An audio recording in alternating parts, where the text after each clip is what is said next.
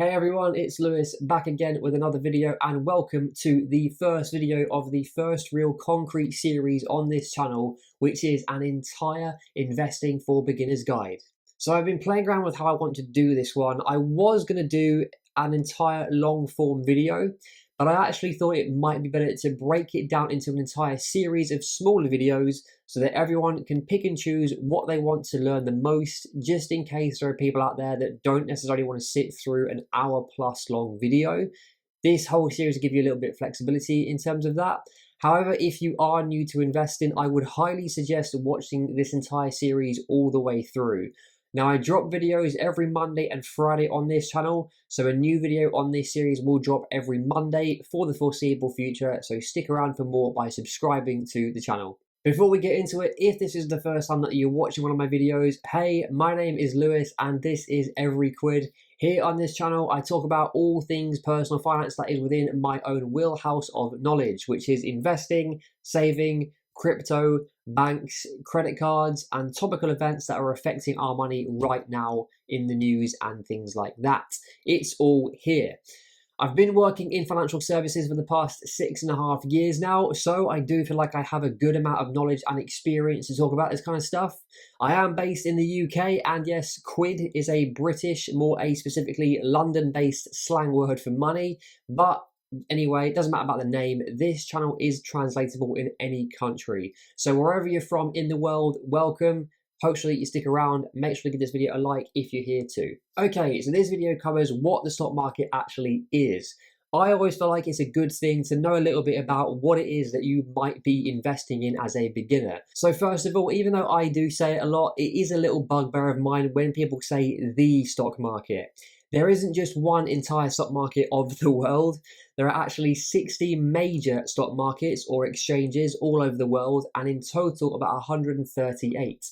From the New York Stock Exchange in the USA through to the Shenzhen Stock Exchange in China, the London Stock Exchange here in the UK, all the way to the likes of the Caracas Stock Exchange in Venezuela and the Zimbabwe Stock Exchange. So these markets or exchanges have actual buildings, or at least the majority of them do.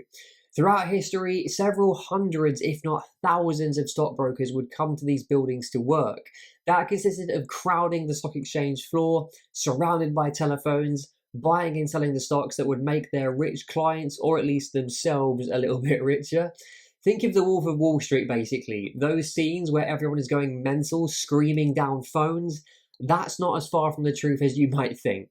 But nowadays, since the dawning of the internet and the smartphone, stock exchange buildings are nowhere near as crowded and as busy as they once were. Everyone, including your mother's cat, can pick up a smartphone and start buying and selling stocks from as little as $1 or £1 or whatever currency that you might use in your country. Okay, so what is actually in the stock market though? And more importantly, why are the likes of Apple, Google, Tesla, ASOS, Sainsbury's, Barclays, Alibaba and Mercedes-Benz listed on stock markets all over the world, but I can't buy a stake in Mars, Chrysler, Huawei, Aldi, or the biggest private company in the world, Vital in the Netherlands?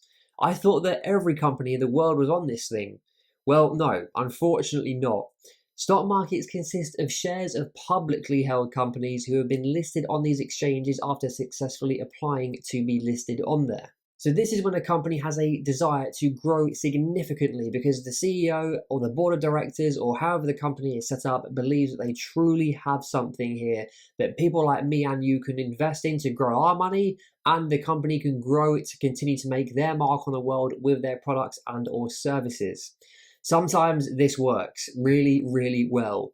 Other times, it's a terrible idea that sounded good in the first place, but just blew up in smoke thanks to certain elements such as the company being way too overhyped, a complete Ponzi scheme, or selling something that only works for a certain amount of time before something else comes along and makes the original thing completely irrelevant. I guess that's the way of the world. Whatever works always goes around in cycles, and if you're not going to keep up with modern technology and or trends, you're going to get left behind. These days, it also no longer feels like it is just the rich who can invest into these massive companies in order to make their money grow further. Back in the day, it might have been like that, but now really anyone can. That is the beauty of the stock market. And that's been the premise of it forever, But it's only really now, since the internet and the smartphone, where it feels like you don't have to be someone to buy stocks. Everyone is able to enjoy the profits of those companies, when they turn a profit, that is. Now, sure, Warren Buffett might own literally 5.5% of Apple entirely, but you, who might only own one share of the company, still just has much of a right as he does to share in the profit that Apple makes every single year that you own the stock. So in essence, the stock market is a place where people come to grow their money, and that should be for the long term. Any financial goal that has a timeline of about 10 years or more, the money for that should be really invested into the stock market. Why is this? Well, there are actually many factors you've got to consider. Number one, investing in stocks returns way more money than a savings account does. Number two, savings accounts do not outpace inflation at all. They might have done back in the day for your parents and grandparents, but that is no longer the case for us. According to the CPI, inflation is now in the double digits at 10.1%, and it will grow higher. The S&P 500, which is a stock market index of the 500 biggest companies in America, grows on average about 10 to 12% per year. Adjusting for inflation, even today, if you were going to get the high of that 12% return, that means that you will still come away with a real return of 2% adjusted for inflation. But money in a savings account will always lose to inflation, and therefore you'll always lose money that you've saved. And then number three, time in the market beats all. The longer you're invested into the stock market, the more higher your chances are of making a profit, and a really, really good one. Obviously, I'll talk a lot more about how the longer time you have in the stock market, the more you ensure that you'll make a profit in another video from this series. Now, this also leads me nicely into what the stock market isn't, which is a lottery ticket or any other get-rich-quick scheme that simply doesn't work. If you're looking for a quick buck, don't go looking towards the stock market to get one.